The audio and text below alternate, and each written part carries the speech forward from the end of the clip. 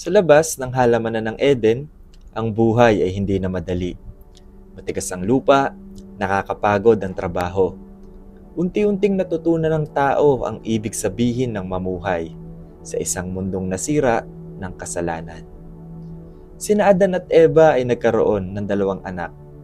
Ang panganay ay si Cain na naging isang magsasaka. Ang bunso ay si Abel na naging isang pastol. At dumating ang panahon, ang magkapatid ay naghandog sa Diyos. Bawat isa mula sa gawa ng kanilang mga kamay. Si Cain ay naghandog ng ilan sa mga ani ng kanyang bukid. At si Abel naman ay naghandog ng isang panganay ng kanyang kawan, ang pinakamainam na bahagi. Tiningnan ng Panginoon si Abel at ang kanyang handog ng may paglingap. Ngunit hindi niya kinalugdan si Cain at ang handog nito. Dahil dito, nagbago ang mukha ni Cain sa tindi ng kanyang galit. Sinabi ng Diyos, "Bakit ka nagagalit? Kung mabuti ang iyong ginagawa, hindi ba't dapat kang magsaya?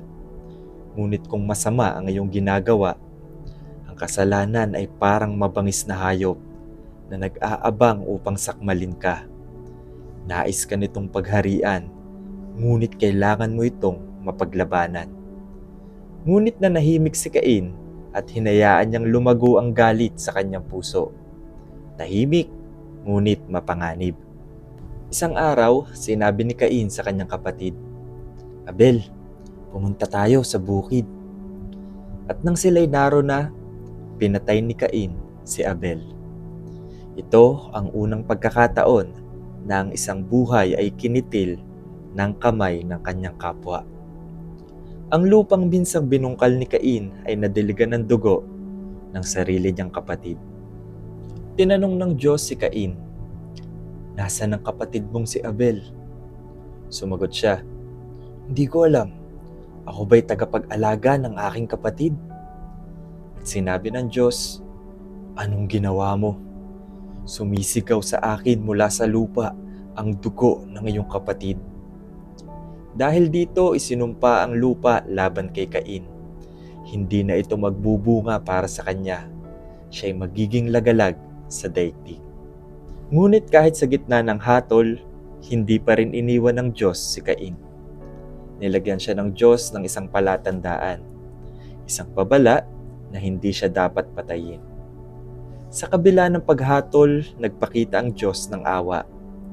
Umalis si Cain sa presensya ng Diyos at nanirahan sa lupain ng Nod, sa silangan ng Eden. Ipinapakita ng kwentong ito kung gaano kabilis lumago ang galit kapag hindi ito pinigil. Nagsisimula sa pagkadismaya, nagiging galit, at nagtatapos sa pagkawasak. Nagbigay ng babala ang Diyos kay Cain, ngunit pinili niyang huwag makinig. At ang tanong ni Cain ay tanong pa rin ng mundo ngayon. Ako ba'y tagapag-alaga ng aking kapatid? At ang malinaw na sagot ng kwento? Oo. Ipinapaalala ng kwento ni Cain at Abel na ang Diyos ay hindi lamang tumitingin sa ating inihahandog, kundi sa puso na nasa likod nito. At mula pa sa simula, ipinapakita na ng Diyos na ang kanyang nais ay pagsisisi at hindi karahasan, habag at hindi pagkawasak.